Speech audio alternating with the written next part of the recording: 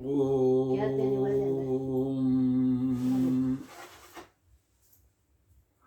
ನಾರಾಯಣಾಯ ಪರಿಪೂರ್ಣಗುಣಾರ್ಣವಾಯ ವಿಶ್ವೋದಯ ಸ್ಥಿತಿಲಯೋನ್ನಿಯತಿಪ್ರದಾಯ ಜ್ಞಾನಪ್ರದಾಯ ವಿಬುಧಾಸುರಸೌಖ್ಯ ದುಃಖ ಸತ್ಕಾರಣಾಯ ವಿತತಾಯ ನಮೋ ನಮಸ್ತೆ. ಅಭ್ರಮಂ ಭಂಗರಹಿತಂ ಅಜಡಂ ವಿಮಲಂ ಸದಾ ಆನಂದತೀರ್ಥಮತುಲಂ ಭಜೆ ತಾಪತ್ರಯಾಪಹಂ.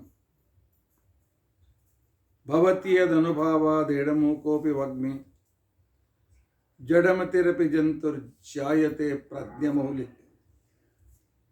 ಸಕಲವಚನಚೇತೋ ದೇವತಾ ಭಾರತೀ ಸಾ ಮಮ ವಚಸಿ ನಿಧತ್ತಾಂ ಸನ್ನಿಧಿಂ ಮಾನಸೇ ಚ. ಅಸ್ಮತ್ಕುರು ಸಮಾರಂಭಾಂ ಟೀಕಾಕೃತ್ಪಾದಮಧ್ಯಗಾಂ ಶ್ರೀಮದಾಚಾರ್ಯಪರ್ಯಂತಾಂ ವಂದೇ ಗುರುಪರಂಪರಾಂ. ವಿದ್ಯಾಯಾಂ ವಿಬುಧಾಚಾರ್ಯಂ ವೇದಜ್ಞಾನಾಬ್ಧಿಚಂದಿರಂ ದುರ್ಮತಧ್ವಾಂತಮಾರ್ತಂಡಂ ಸತ್ಯಧ್ಯಾನಮುನಿಂ ಭಜೆ. ಪಂಚಾಶದ್ವರ್ಷಪರ್ಯಂತಂ ಸತತಂ ರಾಮಪೂಜಕಃ ಶ್ರೀ ಸತ್ಯಪ್ರಮೋದ ಗುರುರಾಟ್ ಭಾಸತಾಂ ನೋ ಹೃದಂಬರೆ. ಬಂಧುಸ್ತ್ವಂ ಗುರುರಿಷ್ಟದೈವತಮಿತಿ ತ್ವತ್ಪಾದಪಂಕೇರುಹಂ ಪ್ರಾಪ್ತಂ ಮಾಂ ಪರಿಪಾಲಯೇತಿ ಸತತಂ ಯಾಚೇ ನಿಬದ್ಧಾಂಜಲಿಃ.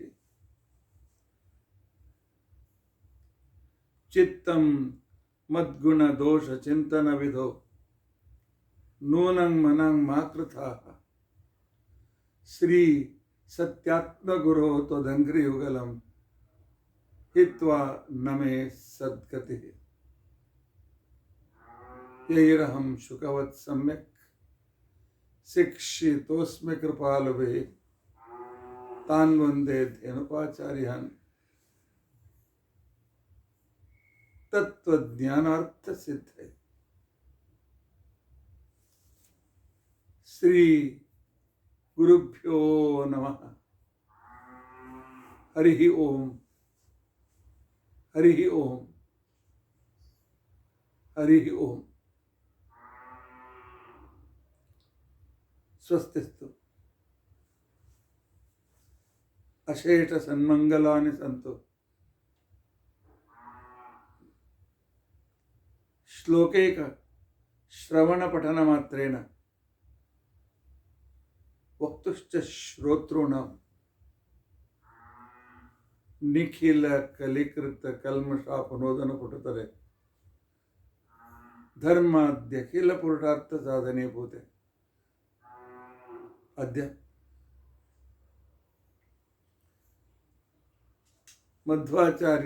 ಮಧ್ವಾಚಾರ್ಯಾಣಾಂ ಮಧ್ವತತ್ವಜ್ಞಾನಸ್ಯ ವೈಶಿಷ್ಟ್ಯವಿವರಣಾರಂಭೆ ಸತಿ ಕಿಂಚಿತ್ ಪೂರ್ವಕಥಾನುವಾದಃ. ಹರಿ ಓಂ ಹರಿ ಓಂ ಹರಿ ಓಂ. ಹರೇ ರಾಮ ರಾಮ ರಾಮ ಹರೇ ಹರೇ. ಹರೇ ಕೃಷ್ಣ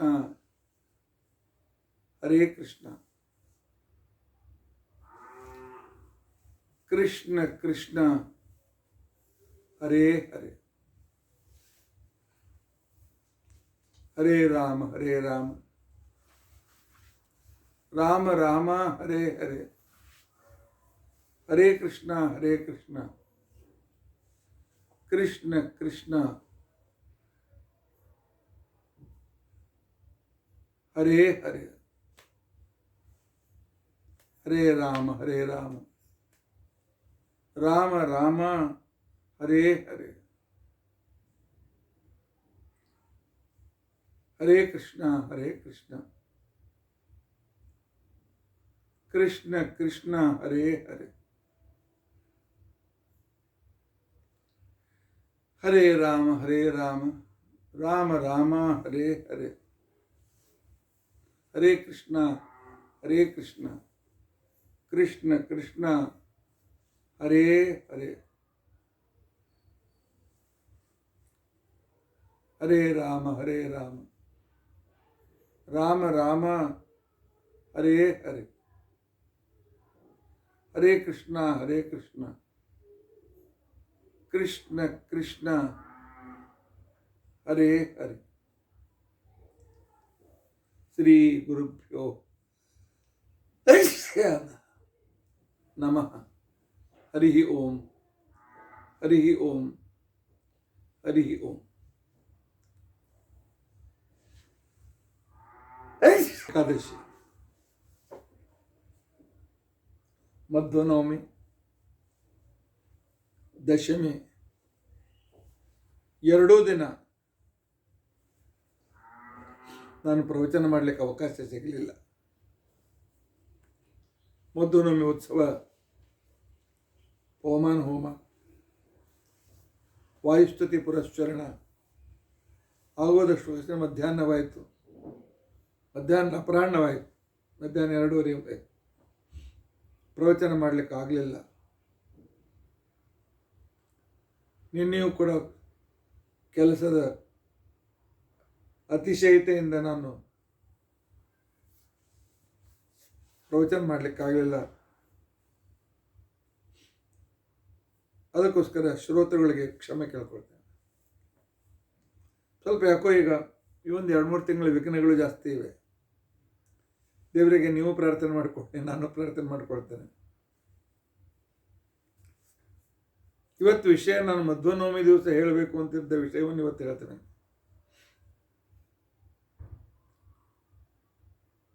ಅನೇಕ ಜನರು ಕೇಳ್ತಾರೆ,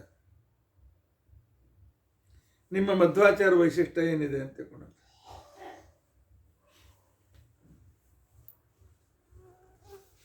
ದೇವರನ್ನ ಒಪ್ತಾರೆ, ವಿಷ್ಣು ಸರ್ವೋತ್ತಮ ಅಂತ ತಿಳ್ಕೊಂಡು ಜಗತ್ತಿಗೆ ತಿಳಿಸಿದ್ದಾರೆ. ಶ್ರೀಮನ್ ಮಧ್ವಮತೆ ಹರಿ ಪರತರಹ.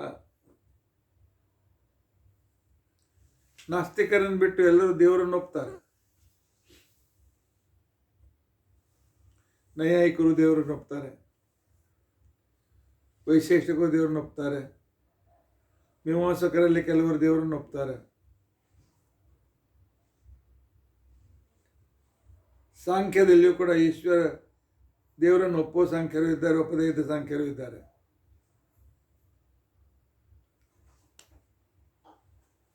ಜೀವನಿಂದ ಬೇರೆಯಾಗಿರ್ತಕ್ಕಂಥ ದೇವರಿದ್ದಾನೆ ಅಂತ ತಿಳ್ಕೊಂಡಂತ ಅನ್ನೋದನ್ನು ಚಾರ್ವಾಕರನ್ನ, ಬೌದ್ಧರನ್ನ ಬಿಟ್ಟು ಹೆಚ್ಚಿನ ಜನರು ಒಪ್ತಾರೆ. ನಿಮ್ಮ ಆಚಾರ ವೈಶಿಷ್ಟ್ಯ ಏನು?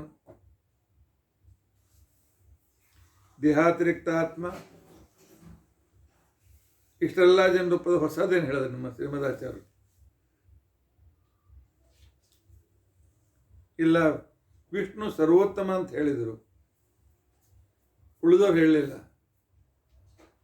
ಸರಿ, ವಿಷ್ಣು ಸರ್ವೋತ್ತಮ ಅಂತ ತಿಳ್ಕೊಂಡಂತಂದ್ರೆ ರಾಮಾನುಜಾಚಾರ್ಯರು ಒಪ್ತಾರೆ, ವಿಷ್ಣು ಸರ್ವೋತ್ತಮ ಅಂತ ಒಪ್ತಾರೆ. ನಿಮ್ಮ ಮಧ್ವಾಚಾರ್ಯಕ್ಕಿಂತ ಮೊದಲೇ ಬಂದು ಹೋಗಿದ್ದಾರೆ.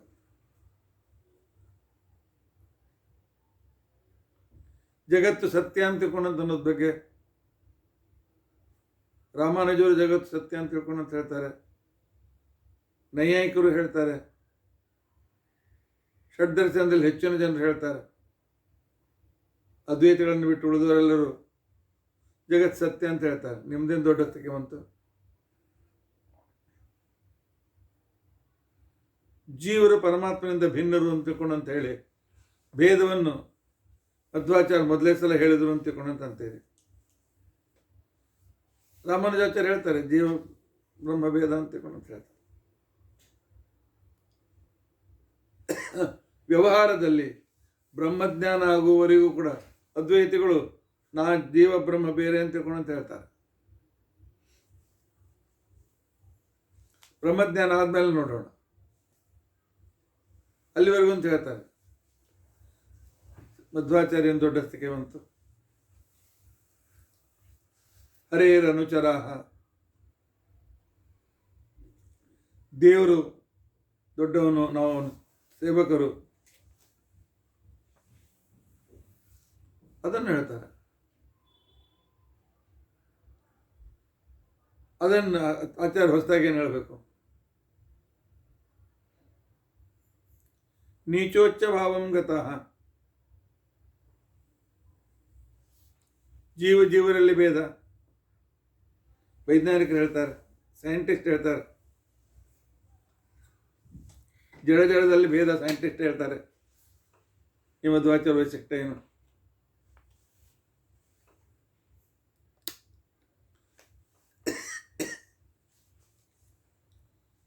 ಮುಕ್ತಿ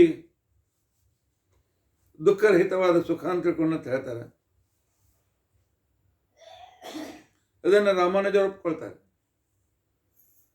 ಮಧ್ವಾಚಾರ್ಯನ ಹೊಸದಾಗಿ ಹೇಳಿದರೆ ಹೇಳಿ.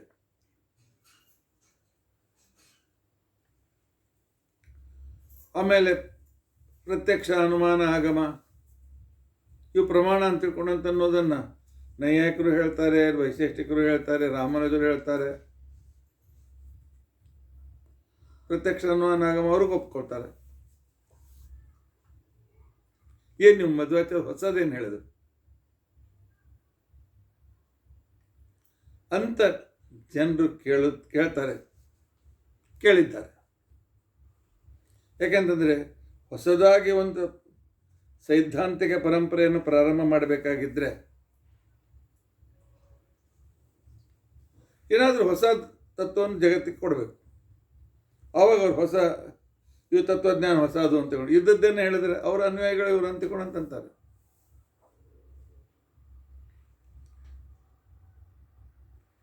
ಇನ್ನು ಇವತ್ತಿನ ನಾಸ್ತಿಕರು ಕೇಳ್ತಾರೆ, ಯಾಕೆ ದೇವರನ್ನು ನಂಬಬೇಕು?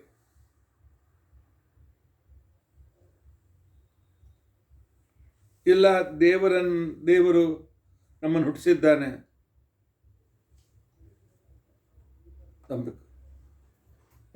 ದೇವರು ಹುಟ್ಟಿಸಿದ್ರೆ ಅವ ಪಾರ್ಸೆಲಿಟಿ ಯಾಕೆ ಮಾಡ್ತಾನೆ? ಒಬ್ಬರನ್ನು ಸಿರಿವಂತರನ್ನಾಗಿ ಯಾಕೆ ಹುಟ್ಟಿಸಿದ? ಒಬ್ಬರನ್ನು ಬಡವರನ್ನು ಯಾಕೆ ಮಾಡಿದ? ನೀವು ಹೇಳ್ತಾರಲ್ಲ, ಮುಕ್ತಿ ಯೋಗ್ಯರು, ನಿತ್ಯ ಸಂಸಾರಿಗಳು, ತಮೋ ಯೋಗ್ಯರು ಅಂತ ನಿಮ್ಮ ಮಧ್ವರು ಹೇಳ್ತಿರಲ್ಲ, ಮಾಧವರು. ಹಾಗ್ಯಾಕೆ ಮಾಡ್ಬೇಕು ದೇವರು? ಎಲ್ಲರನ್ನು ಮುಕ್ತಿ ಯೋಗ್ಯರನ್ನು ಯಾಕೆ ಮಾಡಬಾರ್ದು? ಮಕ್ಕಳ ಮೇಲೆ ಅನ್ಯಾಯ ಮಾಡ್ಬೇಕೇನು? ಮಕ್ಕಳಲ್ಲೇ ಭೇದ ಭಾವ ಮಾಡ್ತಕ್ಕಂಥ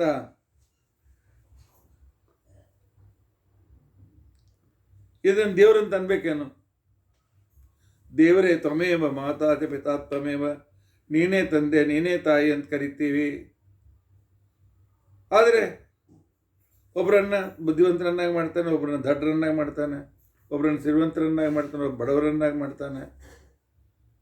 ಕೆಲವು ನರಕಕ್ಕೆ ಹಾಕ್ತಾನೆ, ಕೆಲವು ಸ್ವರ್ಗಕ್ಕೆ ಹಾಕ್ತಾನೆ. ಯಾಕೆ? ಅಚಿಂತ್ಯದ್ಭುತ ಸಾಮರ್ಥ್ಯ ಅವನ ಹತ್ರ ಇದೇ ಇಲ್ಲ. ಅಚಿಂತ್ಯದ್ಭುತ ಸಾಮರ್ಥ್ಯ ಇರ್ತಕ್ಕಂಥ ದೇವರು ನಮಗೆಲ್ಲರಿಗೂ ಯಾಕೆ ಮೋಕ್ಷಕ್ಕೆ ಕರೆದುಕೊಂಡು ಹೋಗಬಾರ್ದು? ಹುಟ್ಟಿಸಿದ ಅವನು ನಮ್ಮ ಮುಕ್ತಿಯೋಗರನ್ನಾಗಿ ಹುಟ್ಟಿಸ್ಬೇಕಾಗಿತ್ತು. ಹೋಗಲಿ, ದೈತ್ಯರನ್ನು ಹುಟ್ಟಿಸಿದ ಸಜ್ಜನಿಗೆ ಯಾಕೆ ತ್ರಾಸ ಕೊಡಬೇಕು? ಟೆರರಿಸ್ಟನ್ನು ಹುಟ್ಟಿಸೋನು ಅವನೇ ಅಲ್ಲೇನು? ಟೆರರಿಸ್ಟನ್ನು ಹುಟ್ಟಿಸಿದ ಆ ದೇವರು ನಮಗೇನು ಉಪಕಾರ ಮಾಡದೆ ಹೇಳಿ?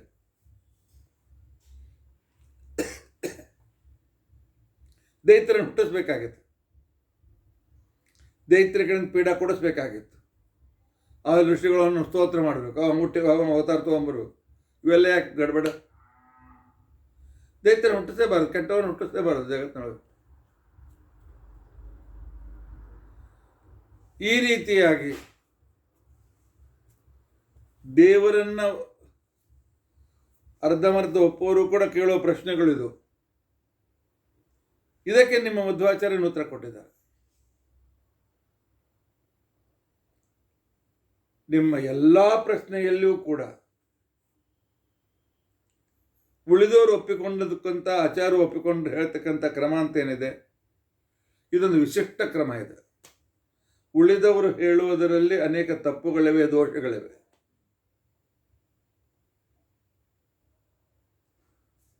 ಆದರೆ ಶ್ರೀಮದಾಚಾರ್ಯರು ಪ್ರಮಾಣ ಪುರಸ್ಸರವಾಗಿ ಅತ್ಯಂತ ನಿಷ್ಕೃಷ್ಟವಾದ ಸಿದ್ಧಾಂತವನ್ನು ಜಗತ್ತಿಗೆ ಕೊಟ್ಟಿದ್ದಾರೆ.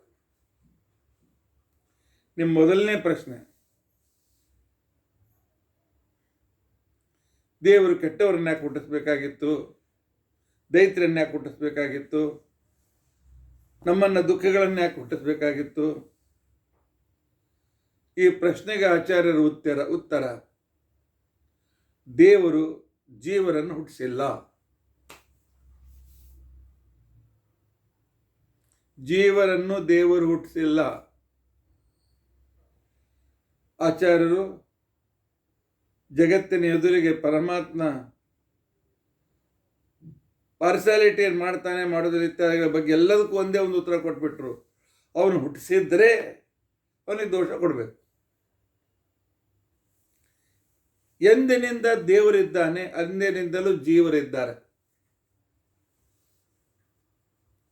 ಜೀವರು ದೇವರಷ್ಟೇ ಅನಾದಿ.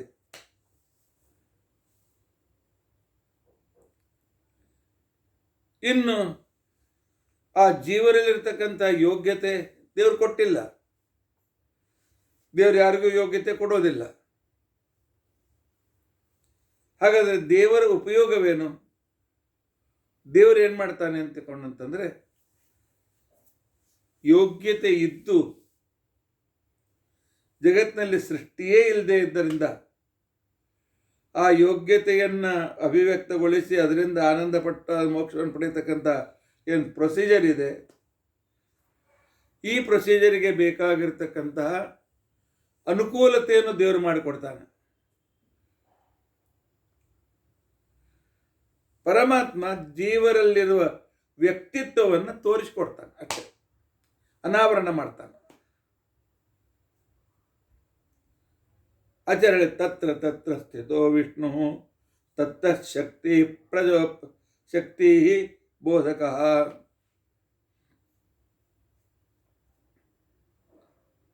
ದೇವರು ಬೇವಿನ ಬೀಜವನ್ನು ಹುಟ್ಟಿಸಿಲ್ಲ, ಮಾವಿನ ಬೀಜವನ್ನು ಹುಟ್ಟಿಸಿಲ್ಲ.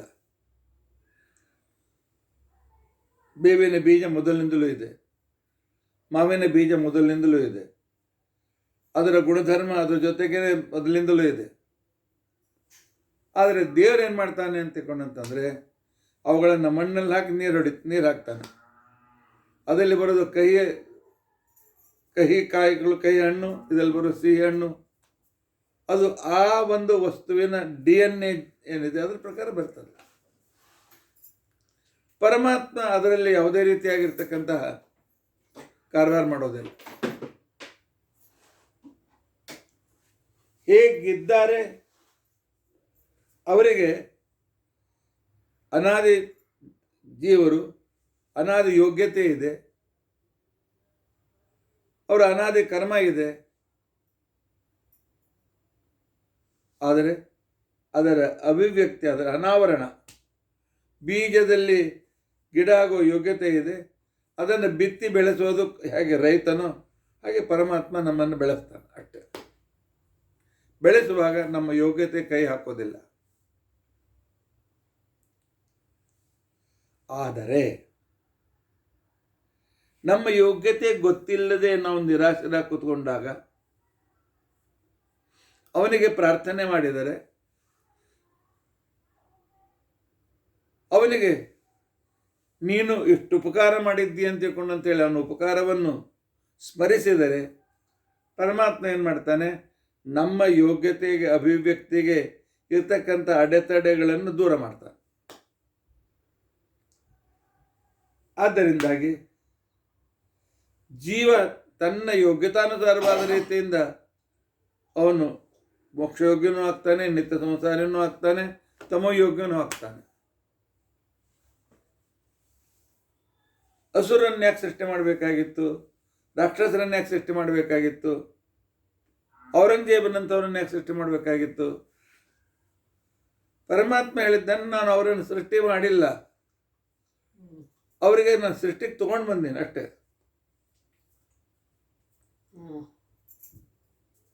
ಅವರು ತಮ್ಮ ಸ್ವಭಾವಕ್ಕನುಸಾರವಾಗಿ ತಮ್ಮ ಫಲವನ್ನು ಹೊಂದ್ತಾರೆ. ಕೆಟ್ಟವರು ಕೆಟ್ಟತನ ಮಾಡ್ತಾರೆ, ಆ ನಂತರ ಅದಕ್ಕೆ ತಕ್ಕ ಫಲವನ್ನು ಹೊಂದ್ತಾರೆ. ಆದರೆ ಅವರು ವಿನಾಶರಾಗುವವರೆಗೂ ಜಗತ್ತಿಗೆ ಪೀಡೆ ಆಗ್ತದೆ. ಆ ಪೀಡೆಗೆ ಒಳಗಾದ ಜೀವರು ಅವ್ರದ್ದು ಕರ್ಮ ಹಾಗೆ ಇರ್ತದೆ. ಅವರ ಕರ್ಮ ಅವರನ್ನು ಅನುಭವಿಸ್ಬೇಕಾಗ್ತದೆ. ಆದರೆ ಪ್ರಾರಬ್ಧ ಕರ್ಮ ಬಿಟ್ಟು ಉಳಿದ ಕರ್ಮ ಅಂತ ಏನಿದೆ ಅದನ್ನು ಪರಮಾತ್ಮ ನಷ್ಟ ಮಾಡ್ತಾನೆ. ಅಷ್ಟು ದೊಡ್ಡ ಉಪಕಾರವನ್ನು ಮಾಡ್ತಾನೆ. ಆದ್ದರಿಂದಾಗಿ ಜಗತ್ತಿನಲ್ಲಿ ಪರಮಾತ್ಮ ಮಾಡುವ ದೊಡ್ಡ ಉಪಕಾರ ಏನು ಅಂತ ತಿಳ್ಕೊಂಡಂತಂದರೆ, ನಮಗೆ ನಮ್ಮಲ್ಲಿರ್ತಕ್ಕಂಥ ಯೋಗ್ಯತೆಯನ್ನು ಅಭಿವ್ಯಕ್ತಗೊಳಿಸೋದಕ್ಕೋಸ್ಕರ ಬೇಕಾಗಿರ್ತಕ್ಕಂಥ ಎನ್ವಿರಾನ್ಮೆಂಟನ್ನು ತಯಾರು ಮಾಡಿ, ಜಗತ್ತನ್ನು ತಯಾರು ಮಾಡಿ ನಮಗೆ ಕೊಡ್ತಾರೆ. ಪರಮಾತ್ಮ ಜಡಗಳನ್ನು ಸೃಷ್ಟಿ ಮಾಡಲಿಲ್ಲ. ಜಡಗಳಲ್ಲಿಯೂ ಕೂಡ ತಾರತಮ್ಯ ಇದೆ. ಬಂಗಾರದ ಬೆಲೆ ಎಷ್ಟಿದೆ, ಈಗ ಬೆಳ್ಳಿ ಬೆಲೆ ಎಷ್ಟಿದೆ. ಆದರೆ ಅದು ಅದಿರ ರೂಪದಿಂದ ಪರಮಾತ್ಮ ಇತ್ತು.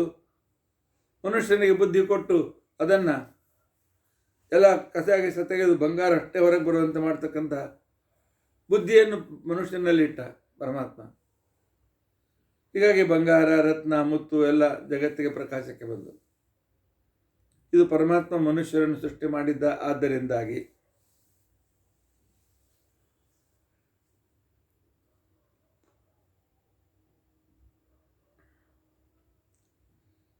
ಇನ್ನು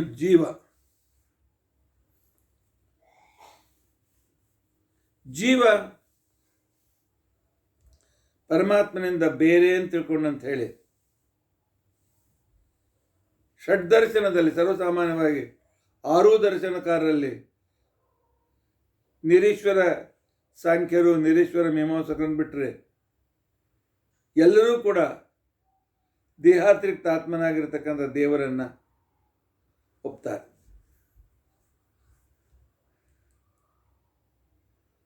ಆದರೆ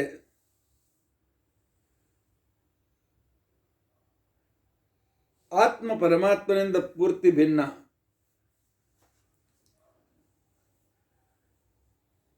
ಅಂತ ತಿಳ್ಕೊಂಡಂತನ್ನುವುದನ್ನು ಪ್ರತ್ಯೇಕವಾಗಿ ಹೇಳಿರ್ತಕ್ಕಂಥವ್ರು ಮಧ್ವಾಚಾರ್ಯರು.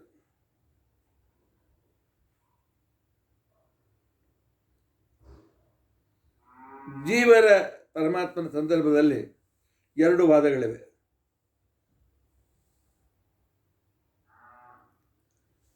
ಎರಡು ವಾದಗಳು ಹೇಗಿವೆ ಅಂತಂದರೆ, ಒಂದು ಆತ್ಮಭೇದವಾದ, ಒಂದು ಆತ್ಮ ತಾರತಮ್ಯವಾದ.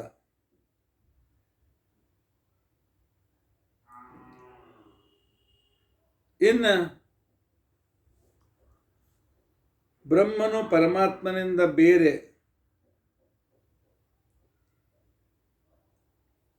ಅಂತ ಅದ್ವೈತಿಗಳು ಮತ್ತು ರಾಮಾನುಜರು ಹೇಳ್ತಾರೆ. ಆದರೆ ಅದ್ವೈತಿಗಳು ವ್ಯವಹಾರದಲ್ಲಿ ಮಾತ್ರ ಹೇಳ್ತಾರೆ. ಎಲ್ಲಿವರೆಗೂ ನಾವು ಬ್ರಹ್ಮ ಆಗೋದಿಲ್ಲ ಅಲ್ಲಿವರೆಗೂ ಬ್ರಹ್ಮನಿಂದ ಬೇರೆಯಾಗಿರ್ತೇವೆ. ಆದರೆ ಮೋಕ್ಷದಲ್ಲಿ ನಾನು ಬ್ರಹ್ಮ ಒಂದೇ.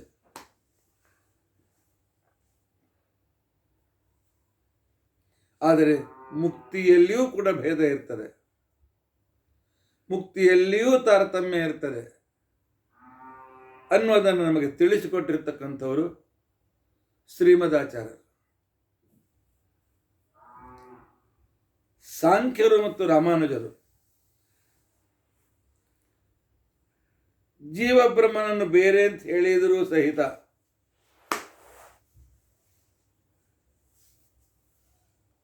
ಅವ್ರೇನ್ ಮಾಡ್ತಾರೆ ಅಂತ ತಿಳ್ಕೊಂಡಂತಂದ್ರೆ,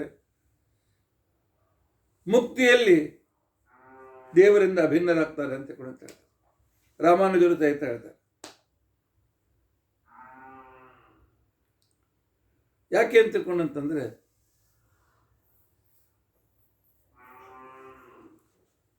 ಜಗತ್ತಿನಲ್ಲಿ ಸದೇವ ಸೌಮ್ಯ ಇದಮಗ್ರ ಆಸೀತ್ ಅಂತ ಅನ್ನೋದು ಇಟ್ಕೊಂಡು ಅವರು ಆ ರೀತಿಯಾಗಿ ಮಾತನಾಡ್ತಾರೆ.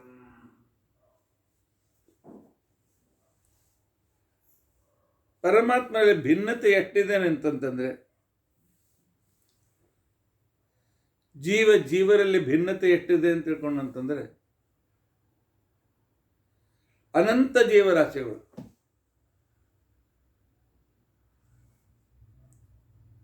ಆದರೆ ಪ್ರತಿಯೊಬ್ಬರ ಹೆಬ್ಬಟ್ಟಿನ ರೇಖೆ ಇದೆ, ಸಮಾನವಾಗಿಲ್ಲ. ಅದಕ್ಕೋಸ್ಕರವೇ ಇವತ್ತಿನ ದಿವಸ ಸಾಕ್ಷಿಯಾಗಿ ಹೆಬ್ಬಟ್ಟಿನ ಬತ್ತನ ಒಪ್ಪಿಸ್ತಾರೆ, ಸಿಗ್ನೇಚರ್ ಮಾಡಿಸ್ಕೊಂಡು ಕೂಡ ಒಪ್ತಾರೆ. ಯಾಕೆ? ಇವರಿಂದ ಅವ್ರ ಬೇರೆ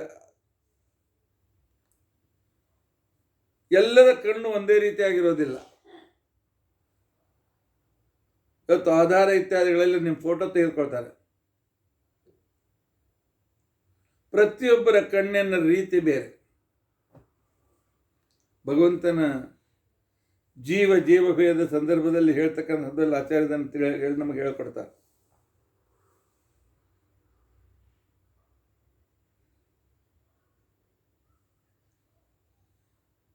ಮನುಷ್ಯರಿಗೂ ಪ್ರಾಣಿಗಳಿಗೂ ಭೇದ.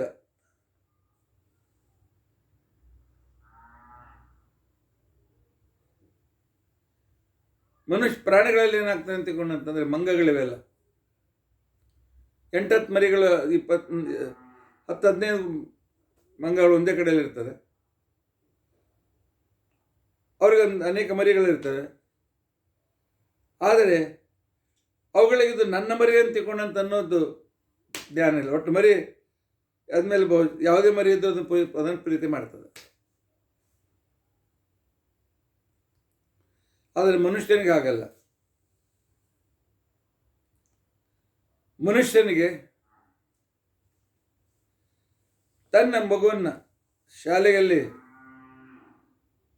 KGಗೆ ಹಾಕಿರ್ತೇವೆ, ಕರೆದುಕೊಂಡು ಬರ್ಲಿಕ್ಕೆ ಹೋಗಿರ್ತೇವೆ. ಯೂನಿಫಾರ್ಮಲ್ಲಿ ಅದೇ ಎತ್ತರ, ಅದೇ ರೀತಿಯಾಗಿ ಸ್ವಲ್ಪ ಸಾಮ್ಯವಾಗಿ ಎಲ್ಲ. ಆದರೂ ಆ 100,000 ಹುಡುಗರಲ್ಲಿ ನಮ್ಮ ಮಕ್ಕಳು ಯಾರು ಅಂತ ನಾವು ಗುರುತಿಸ್ತೇವೆ.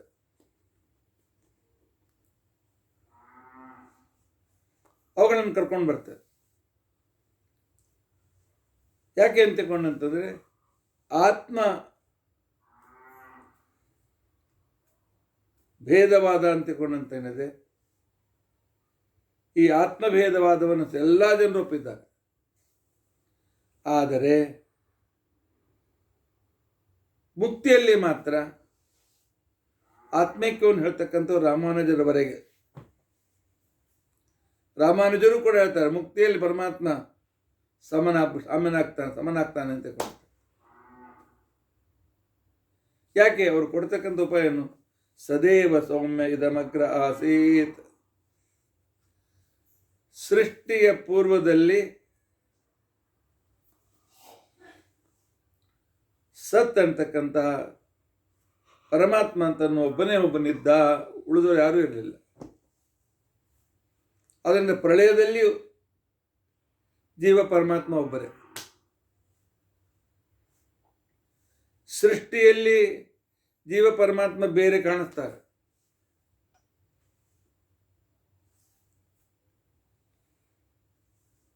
ಆದರೆ ಮುಕ್ತಿಯಲ್ಲಿ ಎಲ್ಲರೂ ಸಮಾನರು, ಎಲ್ಲರೂ ದೇವರಾಗ್ಬಿಡ್ತಾರೆ. ಅದಕ್ಕೋಸ್ಕರ ಇವರ ವಾದ ಅಂತ್ಯಗೊಂಡಂತೇನಿದೆ, ಇವರ ವಾದದಲ್ಲಿ ಮುಕ್ತಿಯಲ್ಲಿಯೂ ಭಿನ್ನರಾಗಿರ್ತಾರೆ, ಬೇರೆಯಾಗಿರ್ತಾರೆ ಅಂತ ತಿಳ್ಕೊಂಡಂತ ಸಿದ್ಧಾಂತವನ್ನು ಜಗತ್ತಿಗೆ ಕೊಟ್ಟಿರ್ತಕ್ಕಂಥವರು ಶ್ರೀಮನ್ಮಧ್ವಾಚಾರ್ಯ.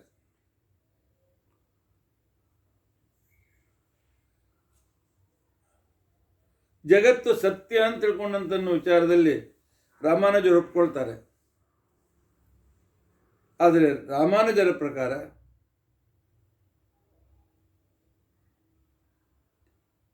ಜಗತ್ತಿಗೆ ಪರಮಾತ್ಮ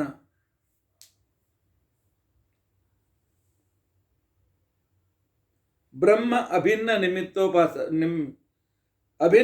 ನಿಮಿತ್ತೋಪಾದಾನ ಅಂತ ತಿಳ್ಕೊಂಡಂತ ಒಂದು ತತ್ವವನ್ನು ಹೇಳ್ತಾರೆ. ಜೀವಭೇದ ಒಪ್ತಿದ್ರೂ ಕೂಡ ಜಗತ್ತಿನಲ್ಲಿರ್ತಕ್ಕಂಥ ಪ್ರತಿಯೊಂದು ವಸ್ತುವಿನಲ್ಲಿ ದೇವರು ಜೀವ ಇಬ್ಬರು ಜೊತೆಯಲ್ಲಿದ್ದಾರೆ ಅಂತ ಹೇಳ್ತಾರೆ. ದೇವರೇ ಪರಿಣಾಮಿಯಾಗಿ ನಿಮಿತ್ತನಾಗಿ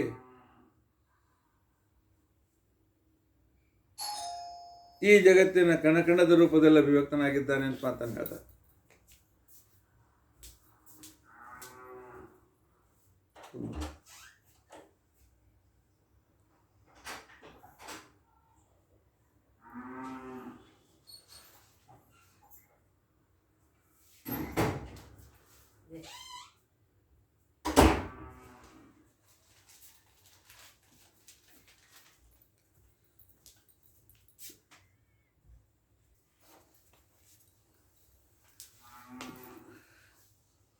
ಅವ್ರ ಪ್ರಕಾರ ಏನು ಅಂತಿಕೊಂಡಂತಂದ್ರೆ, ಈಗ ಪರಮಾತ್ಮ ಜಗತ್ತಿಗೆ ಕಾರಣ. ಯಾವ ರೀತಿ ಕಾರಣ? ಕಾರಣಗಳು ಎರಡು ರೀತಿ ಕಾರಣಗಳು. ಒಂದು ಕಾರಣ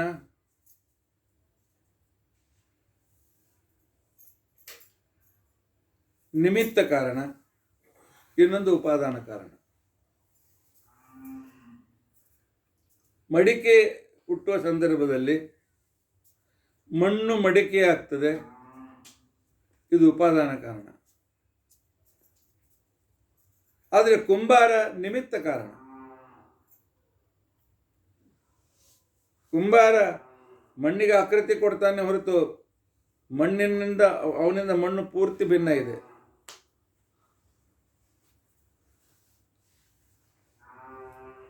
ಆದರೆ ಸಾಂಖ್ಯರು ಮತ್ತು ರಾಮಾನುಜರು ಇಲ್ಲ, ಸೃಷ್ಟಿಯ ಪೂರ್ವದಲ್ಲಿ ಬ್ರಹ್ಮ ಒಂದೇ ಇದ್ದದರಿಂದಾಗಿ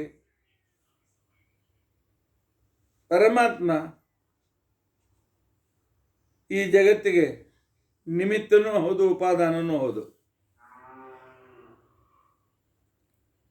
ಅದಕ್ಕೆ ಅವ್ರು ಕೊಡ್ತಕ್ಕಂಥ ಉತ್ತರ ಏನು ಅಂತ ತಿಳ್ಕೊಂಡಂತಂದ್ರೆ,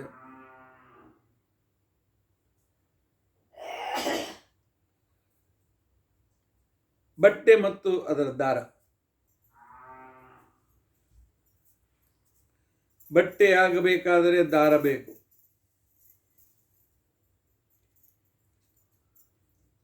ಆದರೆ ಬರೀ ದಾರ ಬಟ್ಟೆ ಆಗೋದಿಲ್ಲ.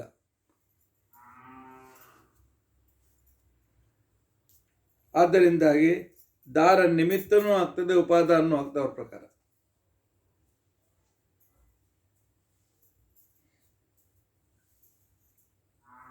ಆದರೆ ನಮ್ಮಲ್ಲಿ ದಾರ ದಾರ ಅಂತ ಕರಿತೇವೆ, ಬಟ್ಟೆಗೆ ಬಟ್ಟೆ ಅಂತ ಕರಿತೇವೆ. ದಾರದ ಸಮೂಹ ಇರ್ಬೋದು ಅದು, ಆದರೆ ಒಂದು ವಿಶಿಷ್ಟ ರೀತಿಯಲ್ಲಿ ಒಬ್ಬ ವ್ಯಕ್ತಿಯಿಂದ ಅದು ಮಾಡಲ್ಪಟ್ಟಿದೆ.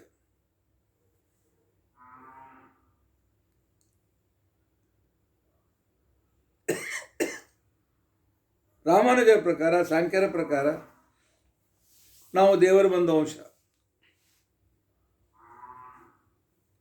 ಅವರು ಕೊಡೋ ಉದಾಹರಣೆ ಹೇಗೆ ಅಂತಿಕೊಂಡಂತಂದ್ರೆ, ಕಲ್ಲು ಸಕ್ಕರೆ ಮತ್ತು ಸಕ್ಕರೆ.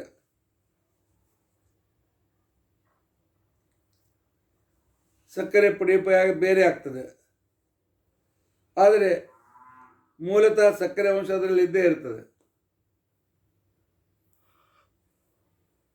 ಆದರೆ ನಮ್ಮಲ್ಲಿ ಕೂಡ ದೇವರ ಉಪಾಸನಾ ಸಂದರ್ಭದಲ್ಲಿ ಪ್ರಪಂಚದಲ್ಲಿ ಪಂಚಮಹಾಭೂತಗಳು, 24 ತತ್ವಗಳು, ಇವೆಲ್ಲವೂ 23 ತತ್ವಗಳು, ಮಹತ್ತತ್ವ ಬಿಟ್ಟು ಉಪಾದಾನ ಕಾರಣಗಳು. ಪರಮಾತ್ಮ ಮಾತ್ರ ನಿಮಿತ್ತ ಕಾರಣ. ಆಯ್ತಪ್ಪ, ನಾವು ನೀವು ಭೇದ ಅಂತಿಕೊಂಡಂತನ್ನೋದನ್ನು ಆಚಾರ್ಯ ಹೇಳಿದ್ರು ಅಂತಂತೀರಲ್ಲ, ಏನು ದೊಡ್ಡ ಸಿಕ್ಕ, ನಮ್ಗೆ ಗೊತ್ತಿದೆ ಅಲ್ಲ. ಸಣ್ಣ ಹುಡುಗ ಗೊತ್ತದ, ನಾ ಬೇರೆ ನಮ್ಮ ಅಮ್ಮ ಬೇರೆ ಅಂತ ತಿಳ್ಕೊಂಡಂತ. ಅನುಭವ ಸಿದ್ಧವಾಗಿರ್ತಕ್ಕಂಥದ್ದನ್ನು ಪ್ರತ್ಯೇಕವಾಗಿ ಏನು ಹೇಳಿದ್ರಿ ನೀವು? ಹೌದು, ದೇವರ ಬಗ್ಗೆ ಹೊಸ ವಿಷಯ ಹೇಳಿದರೆ ಆ ಮಾತು ಬೇರೆ ಒಪ್ಪೋಣ. ಆದರೆ ಈ ಜೀವ ಪರಮಾತ್ಮ ಭೇದದ ಸಂದರ್ಭದಲ್ಲಿ ನಮಗೆ ಅನುಭವ ಸಿದ್ಧ. ನಾನು ಬೇರೆ, ಇದ್ರ ಕ್ಯಾಮ್ರಾ ಬೇರೆ, ಒಂದು ವ್ಯಕ್ತಿ ಬೇರೆ, ಹೀಗೆ ಬೇರೆ. ಇದನ್ನು ಹೊಸದಾಗಿ ಏನು ಹೇಳಬೇಕಾಗಿತ್ತು ಶ್ರೀಮದಾಚಾರ್ಯರು? ಹೊಸತನ ಏನು ಬಂತು ಇದರಲ್ಲಿ? ಅದಕ್ಕೆ ನಮ್ಮ ಉತ್ತರ ಅಂತಕೊಂಡಂತ, ಹೌದು ಹೊಸತನ ಇದೆ. ಏನು ಹೊಸತನ ಇದೆ ಅಂತ ತಿಳ್ಕೊಂಡಂತಂದ್ರೆ,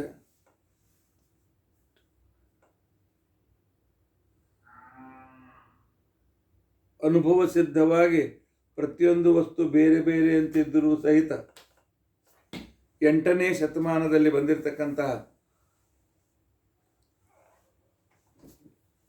ಶ್ರೀ ಶಂಕರಾಚಾರ್ಯರು ಜಗತ್ತು ನಾವು ಒಂದೇ ಅಂತ ತಿಳ್ಕೊಂಡಂತನ್ನೋದನ್ನು ಉಪಪಾದನೆ ಮಾಡಿ ಅನೇಕ ಅನುಯಾಯಿಗಳಿಗೆ ಒಪ್ಪಿಸಿಬಿಟ್ಟಿದ್ರು. ಹೀಗಾಗಿ ತಪ್ಪು ತತ್ವಜ್ಞಾನ ಜಗತ್ತಿನಲ್ಲಿ ಇತ್ತು. ಇವತ್ತಿಗೂ ನಾವು ಪರಮಾತ್ಮ ಒಂದೇ ಅಂತ ತಿಳ್ಕೊಂಡಂತ ಹೇಳ್ತಕ್ಕಂಥವ್ರದ್ದು ಇದೆ, ವಾದ ಇದೆ. ಹೇಗೆ ಅಂತ ತಿಳ್ಕೊಂಡಂತಂದ್ರೆ, ನಾವು ದೇವರಿಂದ ಹುಟ್ಟಿದ್ದೇವೆ.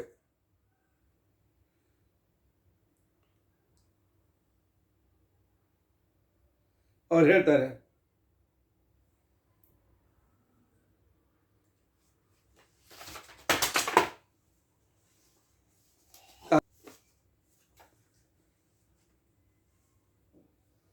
ಒಂದು ಪೇಪರ್ ಇದೆ, ಪೇಪರನ್ನು ತುಂಡು ಮಾಡಿದ್ದು ಬೇರೆ ಆಯ್ತು. ತುಂಡು ಮಾಡಿದ್ರು ಕೂಡ ಅದು ಪೇಪರ್, ಇದು ಪೇಪರ್ ಒಂದೇ. ಬೇರೆ ಎಲ್ಲಿದೆ ಹೇಳ್ರಿ ನೋಡೋಣ. ಆದ್ದರಿಂದ ಬ್ರಹ್ಮ ಜೀವ ಒಂದೇ. ಬ್ರಹ್ಮ ಮಾಯಾ ರಹಿತ, ನಾವು ಮಾಯಾ ಸಹಿತ. ನಾವು ಮಾಯಾವಚ್ಛಿನ್ನ ಚೈತನ್ಯರು. ಅವನಿಂದ ಸದ್ಯಕ್ಕೆ ಬೇರೆ ಆಗಿದ್ದೇವೆ ಅಷ್ಟೆ. ತೆಗೆದ ಪೇಪರ್ ಮತ್ತೆ ಅಂಟ ಜೋಡಿಸ್ಲಿಕ್ಕೆ ಬರ್ತದೆ, ಶೆಲ್ಲು ಟೇಪ್ ಹಾಕಿ ಜೋಡಿಸ್ಲಿಕ್ಕೆ ಬರ್ತದೆ, ಒಂದಾಯ್ತಲ್ಲ.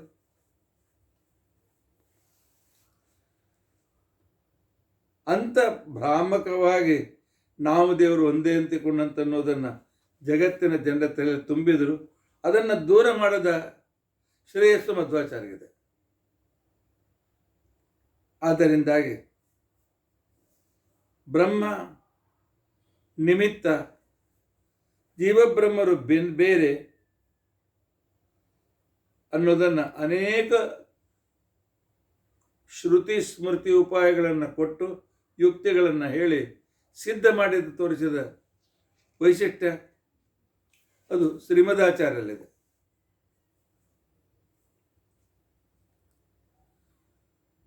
ಅಷ್ಟೇ ಅಲ್ಲ,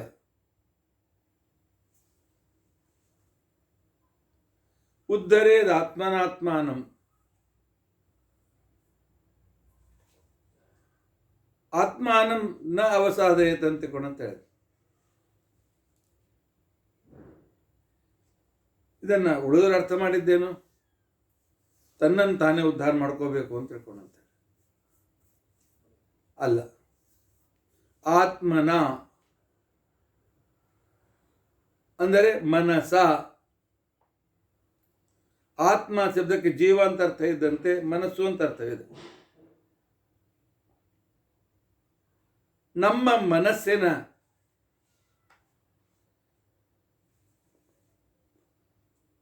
ದಿಂದ ನಾವು ನಮ್ಮನ್ನು ಉದ್ಧಾರ ಮಾಡಿಕೊಳ್ಬೇಕು.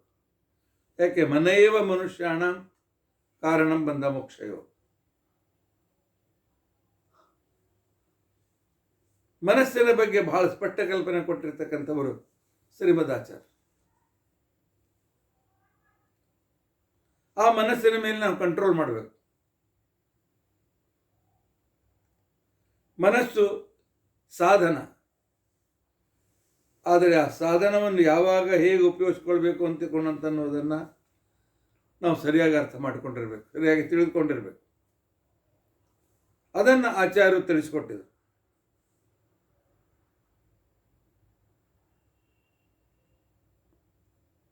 ಆನಂತರ ಪರಮಾತ್ಮ ನಮಗೆ ಮಧ್ವ ಇನ್ನೊಂದು ವಿಶಿಷ್ಟತೆಯನ್ನು ಹೇಳಿಕೊಡ್ತದೆ. ಏನು ಅಂತಕೊಂಡಂತಂದ್ರೆ, ಗುರುಗಳು ಅನಿವಾರ್ಯ.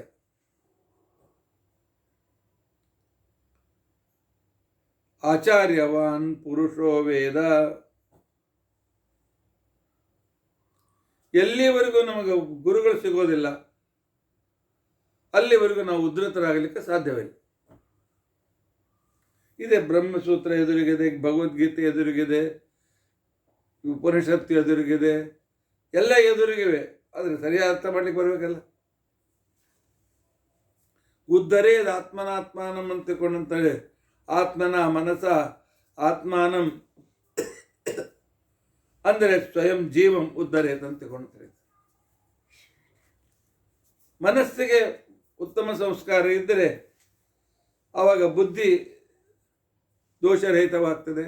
ದೋಷರಹಿತವಾದ ಬುದ್ಧಿ ತತ್ವಜ್ಞಾನವನ್ನು ತಿಳಿದುಕೊಳ್ಳೋದಕ್ಕೋಸ್ಕರ ಸಮರ್ಥವಾಗ್ತದೆ, ಪರಮಾತ್ಮನ ತಿಳಿದುಕೊಳ್ಳಿಕ್ಕೆ ಸಮರ್ಥವಾಗ್ತದೆ.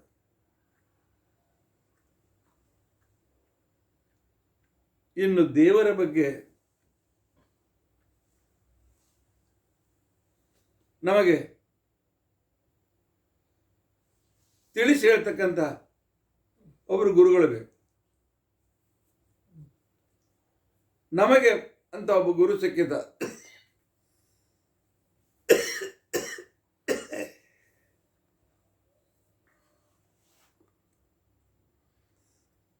ಯಾರಲ್ಲಿ ದೇವರು ಸ್ವತಃ ನಿಂತುಕೊಂಡಿದ್ದಾನೆ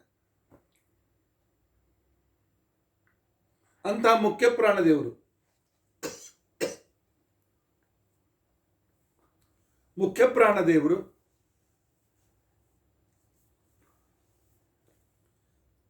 ಯಾವಾಗಲೂ ನಮ್ಮ ಜೊತೆಯಲ್ಲಿ ಇರ್ತಕ್ಕಂಥವರು.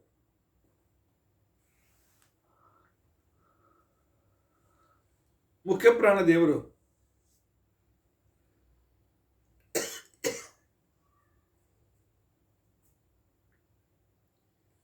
ನಾವು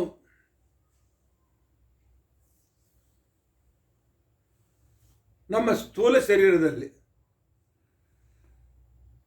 ಮುಖ್ಯ ಪ್ರಾಣದೇವರು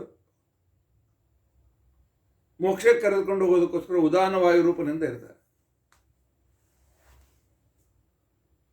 ಅವರೇ ನಮ್ಮನ್ನು ಸುಷುಮ್ನಾಡಿಯಿಂದ ಕರೆದುಕೊಂಡು ಹೋಗಿ ಚಕ್ರಗಳಲ್ಲಿ ಕಮಲಗಳಲ್ಲಿ ಎಲ್ಲ ಅನುಸಂಧಾನ ಮಾಡಿಸಿ ನಮ್ಮನ್ನು ಉದ್ಧಾರ ಮಾಡ್ತಕ್ಕಂಥ.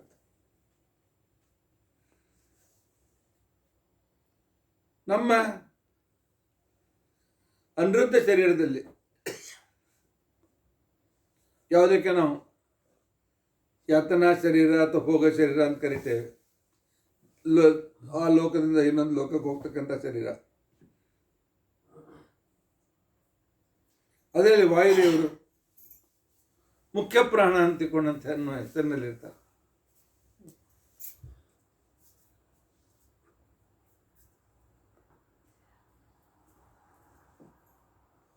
ಲಿಂಗ ಶರೀರದಲ್ಲಿ ಅವರು ನಮಗೆ ವಾಯು ರೂಪದಿಂದ ಇರ್ತಾರೆ.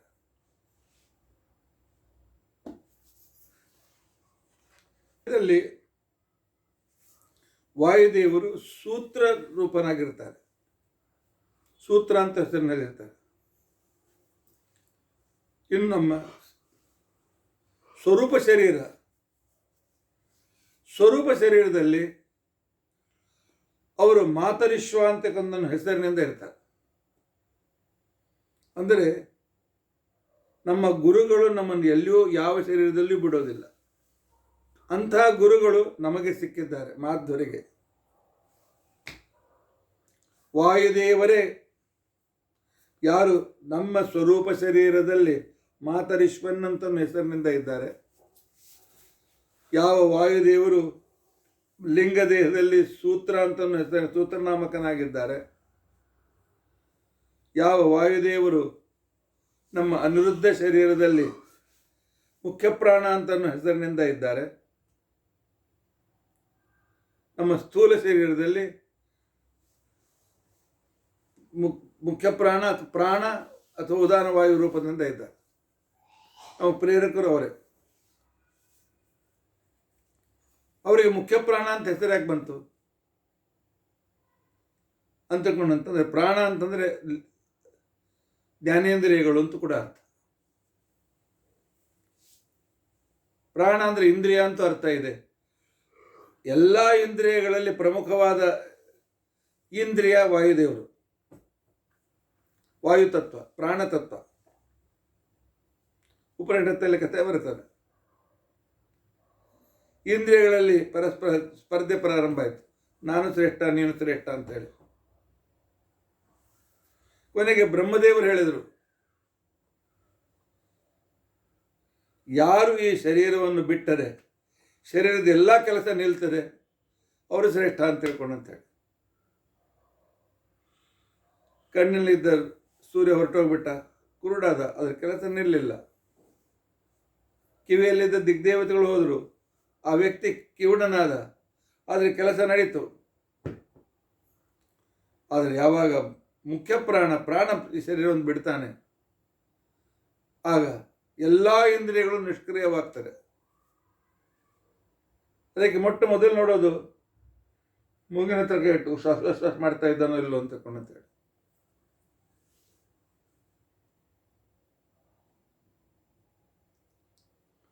ಕೆಲವು ಸಲ ಮಕ್ಕಳು ಬಹಳ ದಣಿದಾಗ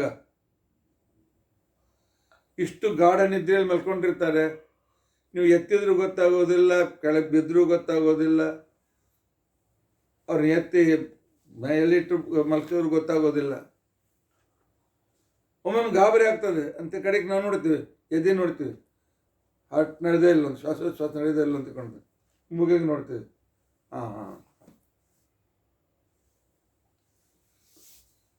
ಇಲ್ಲ, ಮತ್ತೆ ಮಧ್ವಾಚಾರ್ಯರು ಮೇಲೆ ನೀವು ಭಕ್ತಿ ಅದ,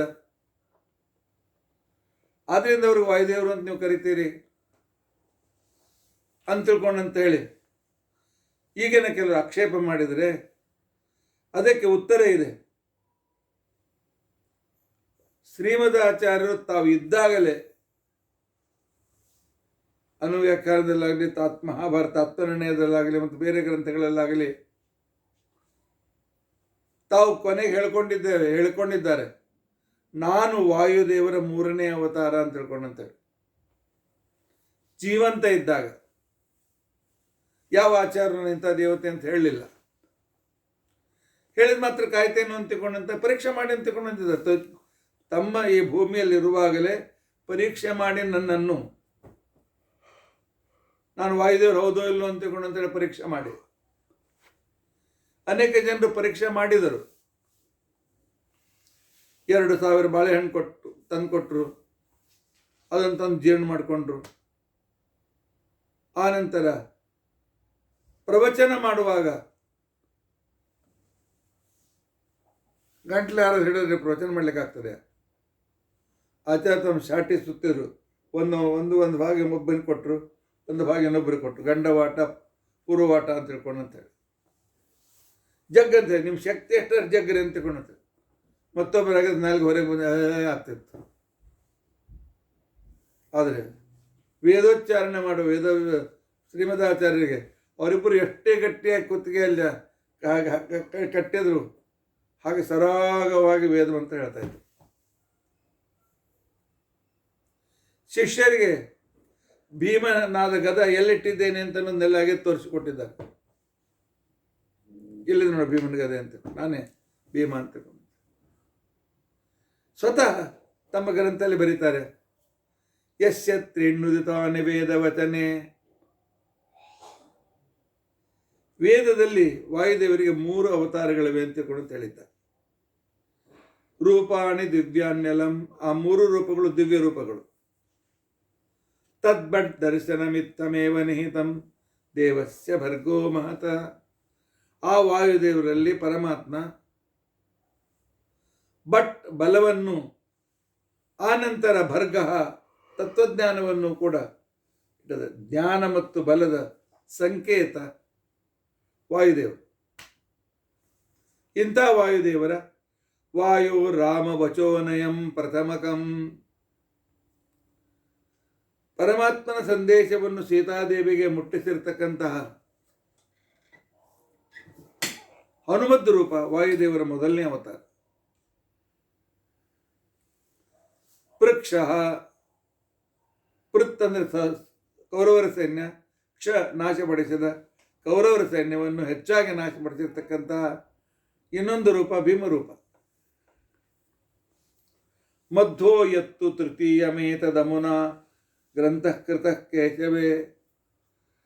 ಮೂರನೇ ಅವತಾರ ಮಧ್ವ, ನಾನೇ ಆ ಪರಮಾತ್ಮನ ಪ್ರೀತಿಗೋಸ್ಕರ ಪರಮಾತ್ಮನಿಂದ ಪ್ರೇರಿತನಾಗಿ ಈ ಗ್ರಂಥವನ್ನು ಬರೆದಿದ್ದೇನೆ. ನಾನು ವಾಯುದೇವರನ್ನ ವಿಷಯದಲ್ಲಿ ಸಂಶಯ ಇದ್ದವರು ಬೇಕಾದ ಪರೀಕ್ಷೆ ಮಾಡಬಹುದು ಅಂತ ಹೇಳಿದಂತಕ್ಕಂಥ ಸಾಕ್ಷಾತ್ ವಾಯುದೇವರು ಎಂಬ ಗುರುಗಳು ನಮಗೆ ಸಿಕ್ಕಿದ್ದಾರೆ. ಮಾಧ್ವರಿಗೆ ಇದು ನಮ್ಮ ಒಂದು ದೊಡ್ಡ, ಅದನ್ನು ಮರೆತು ಬಿಡ್ತೇವೆ. ಏನೋ ಸಂಕಟ ಬಂದಾಗ ವೆಂಕಟರಮಣ ಅಂತ ತಿಳ್ಕೊಂಡಂತೇಳಿ ದೇವಸ್ಥಾನಕ್ಕೆ ಹೋಗ್ತೇವೆ, ಗುಡಿಗೆ ಹೋಗ್ತೇವೆ, ಪದಕ ನಮಸ್ಕಾರ ಮಾಡ್ತೇವೆ, ಏನೋ ಪಾರಾಯಣ ಮಾಡ್ತೇವೆ, ಎಲ್ಲೋ ನೋಡ್ಕೋತ ಪಾರಾಯಣ ಮಾಡ್ತೇವೆ. ಆದರೆ ವಾಯುದೇವರು ನಮ್ಮ ಗುರುಗಳು ಸಿಕ್ಕಿದ್ದಾರೆ, 37 ಗ್ರಂಥ ನಮಗೆ ಕೊಟ್ಟಿದ್ದಾರೆ. ಅದನ್ನು ಓದಬೇಕು ಅಂತ ತಿಳ್ಕೊಂಡಂತನ್ನೋದನ್ನು ಯಾರಿಗೂ ಕಲ್ಪನೆ ಬರೋದಿಲ್ಲ. ಪ್ರತಿಯೊಂದು ಗ್ರಂಥದಲ್ಲಿ ವೈಶಿಷ್ಟ್ಯ ಇದೆ.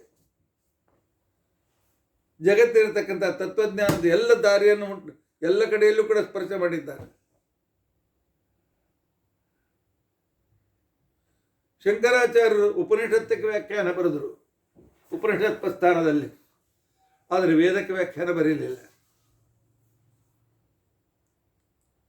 ರಾಮಾನುಜಾಚಾರ್ಯರು ವೇದಕ್ಕೆ ವ್ಯಾಖ್ಯಾನ ಬರೆದರು ಋಗ್ವೇದದ ಕೆಲವು ವಿಶಿಷ್ಟ ಮಂತ್ರಗಳಿಗೆ, ಆದರೆ ಉಪನಿಷತ್ತಿಗೆ ವ್ಯಾಖ್ಯಾನ ಬರಲಿಕ್ಕೆ ಹೋಗಲಿಲ್ಲ. ಶ್ರೀಮದಾಚಾರ್ಯರು ವೇದಕ್ಕೂ ವ್ಯಾಖ್ಯಾನ ಭಾಷ್ಯವನ್ನು ಬರೆದರು, 10 ಉಪನಿಷತ್ತುಗಳಿಗೆ ಭಾಷ್ಯವನ್ನು ಬರೆದಿದ್ದಾರೆ.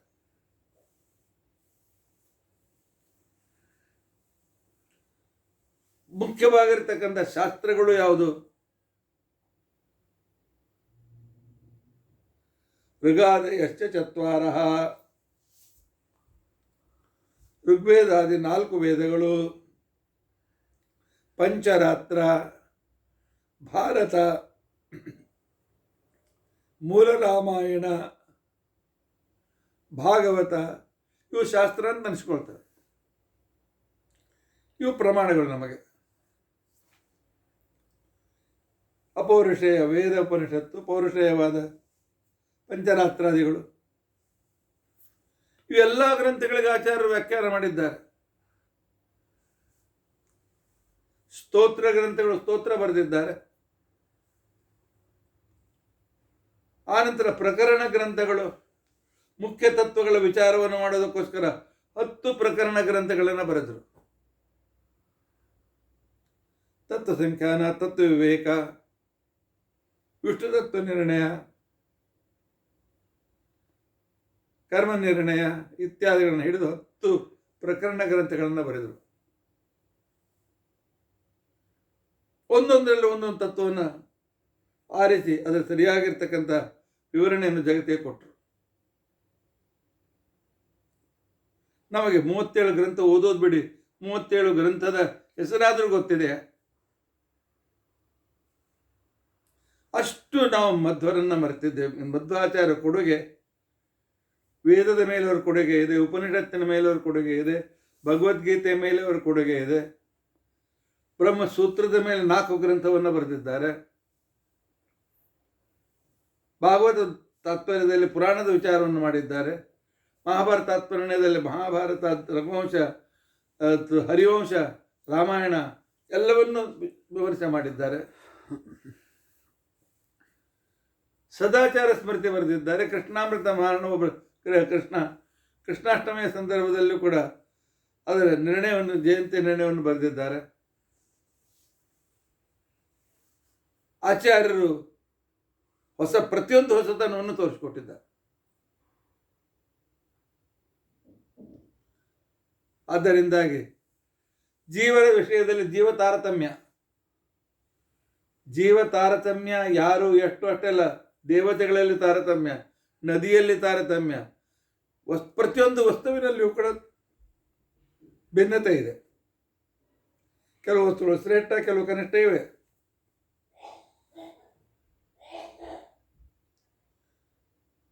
ನಮಗೆ ಅಯಸ್ಕಾಂತ ಸಿಗ್ತದೆ. ಆದರೆ ಪ್ರತಿಯೊಂದರ ಶಕ್ತಿ ಬೇರೆ ಬೇರೆ. ಕೆಲವು 6 ಇಂಚಿನ ಒಳಗಿದ್ದದನ್ನು ಮತ್ತೆ ಆಕರ್ಷಣೆ ಮಾಡ್ತವೆ. ಕೆಲವು ಚುಂಬಕಗಳು 10 ಫುಟ್ ನಂತರ ಇದ್ದದನ್ನು ಆಕರ್ಷಣೆ ಮಾಡ್ತವೆ. ಇನ್ನು ಕೆಲವು ದೂರದಲ್ಲಿದ್ದ ವ್ಯಕ್ತಿಯನ್ನು ಆಕರ್ಷಣೆ ಮಾಡ್ತವೆ. ಆದ್ದರಿಂದಾಗಿ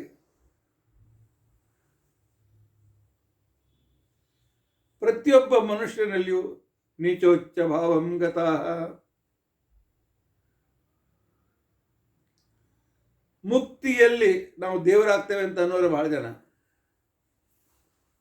ಆದರೆ ಮುಕ್ತಿಯಲ್ಲಿಯೂ ಕೂಡ ನಮ್ಮದೇ ಆದ ಸುಖವನ್ನು ನಾವು ಅನುಭವಿಸ್ತೇವೆ, ಪರಮಾತ್ಮ ಅದನ್ನು ಅನುಕೂಲ ಮಾಡಿಕೊಡ್ತಾನೆ ಅಂತ ತಿಳ್ಕೊಂಡಂತ ಹೊಸ ವಿಚಾರವನ್ನು ಆಚಾರ್ಯ ಹೇಳಿದರು.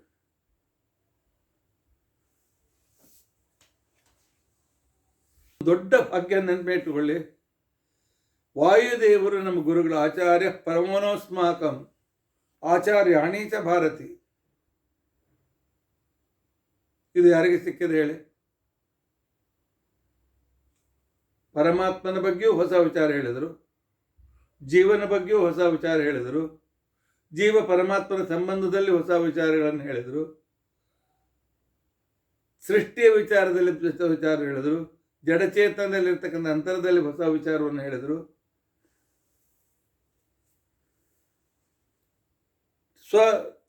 ಸುಖವೇ ಮೋಕ್ಷ ಅಂತ ಮೋಕ್ಷದ ವಿಷಯದಲ್ಲಿ ಹೊಸ ವಿಚಾರವನ್ನು ಹೇಳಿದರು.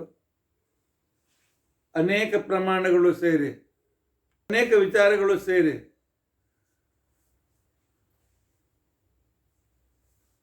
ಅವನ್ನೆಲ್ಲ ಒಂದೇ ಕಡೆಗೆ ವಿಶಿಷ್ಟವಾಗಿ ಸೇರಿಸಿ ನಿರ್ಣಯವನ್ನು ಹೇಳಿದರು. ವಿಶೇಷ ಅಂತಿಕೊಂಡಂತ ಅನ್ನೋದನ್ನು ಅಭೇದದಲ್ಲಿ ಭೇದ ವ್ಯವಹಾರದ ಹೊಸ ತತ್ವವಾಗಿರ್ತಕ್ಕಂಥ ವಿಶೇಷ ಅಂತ ತತ್ವವನ್ನು ನಮಗೆ ಪ್ರತ್ಯೇಕವಾಗಿ ತಿಳಿಸಿಕೊಟ್ರು.